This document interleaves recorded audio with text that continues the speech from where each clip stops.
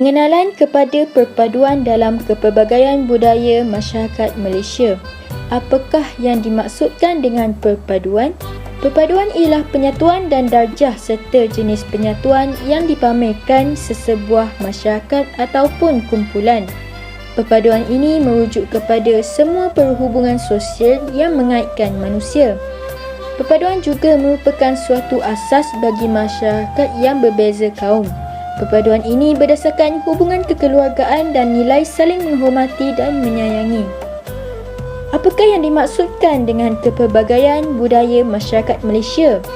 Malaysia merupakan sebuah negara yang terdiri daripada etnik, budaya dan bangsa yang berbeza.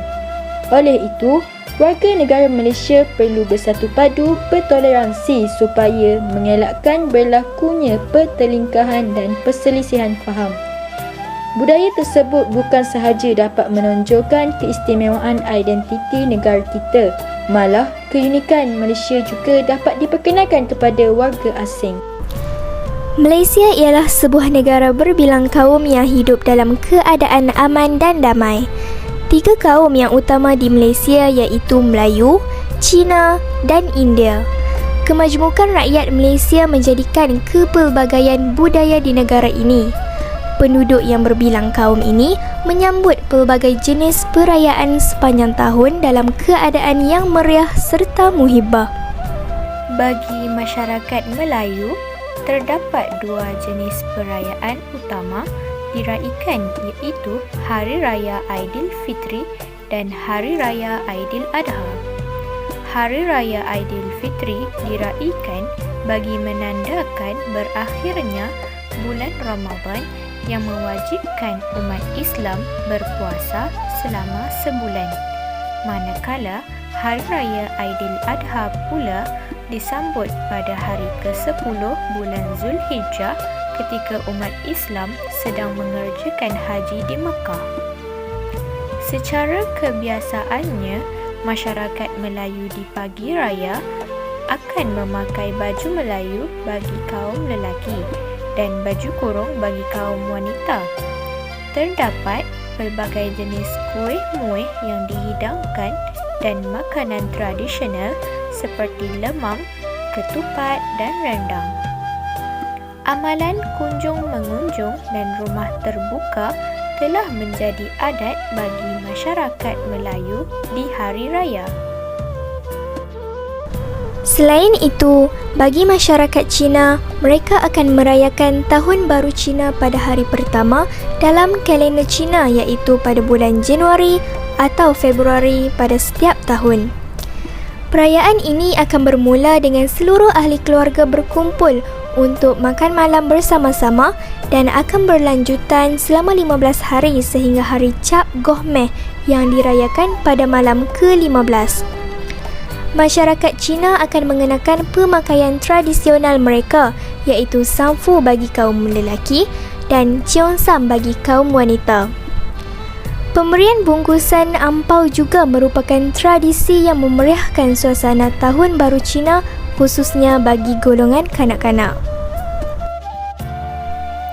Seterusnya, bagi masyarakat India pula, Deepavali atau perayaan cahaya pada bulan Aipasi mengikut kalendar Tamil merupakan masa bergembira buat mereka. Perayaan ini menandakan kemenangan, kecerahan mengatasi kegelapan, kebaikan mengatasi kejahatan dan kebijaksanaan mengatasi kejahilan. Masyarakat India akan mengenakan pemakaian tradisional mereka iaitu dhoti bagi kaum lelaki dan sari bagi kaum wanita. Perayaan ini bermula dengan upacara bersembahyang dan diikuti dengan kunjungan sanak saudara dan sahabat handai. Manakala Pada waktu malam, rumah mereka akan dihiasi dengan pelita bagi memeriahkan suasana perayaan. Melalui kepelbagaian perayaan yang wujud dalam masyarakat di Malaysia telah menjadi platform terbaik bagi menyuburkan semangat perpaduan. Hal ini kerana kepelbagaian perayaan ini mampu mengeratkan tali silaturahim sesama rakyat melalui budaya kunjung-mengunjung yang selalunya berlaku semasa rumah terbuka. Kita juga dapat melihat bahawa masyarakat pelbagai etnik bukan sahaja bertolak ansur dengan budaya etnik lain semasa perayaan mereka.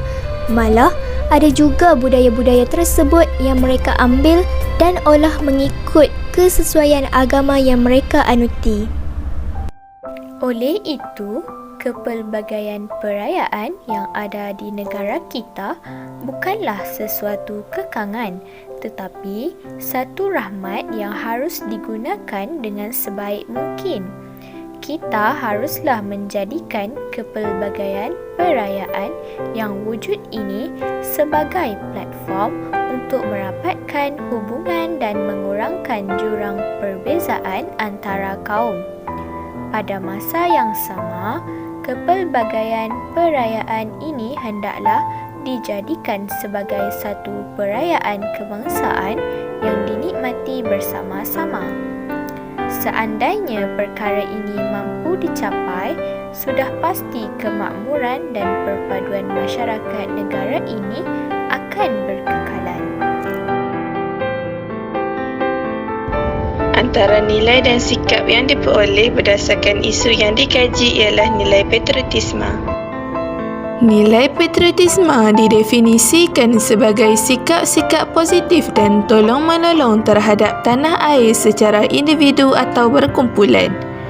Amalan nilai patriotisme ini akan menjadikan negara hidup bersatu padu serta aman dan damai. Salah satu cara untuk memupuk nilai patriotisme ialah dengan mengunjungi rumah terbuka yang diadakan setiap kali perayaan yang berbilang kaum. Misalnya, semasa perayaan Hari Raya Aidilfitri, etnik Cina, India, Kadazan Dusun, Iban dan pelbagai lagi akan berkunjung ke rumah etnik Melayu dan begitulah sebaliknya apabila tiba perayaan etnik lain. Etnik Cina misalnya akan berusaha menyediakan makanan yang halal kepada etnik Melayu apabila menjemput etnik Melayu datang ke rumah mereka sewaktu perayaan Tahun Baru Cina.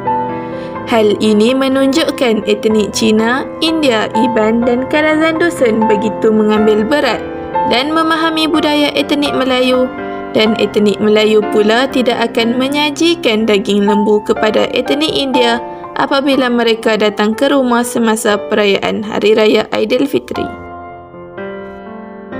Refleksi yang kami dapat daripada topik ini adalah keamanan negara dapat dipertingkatkan apabila amalan perpaduan kaum telah meresap ke dalam jiwa setiap rakyat Malaysia.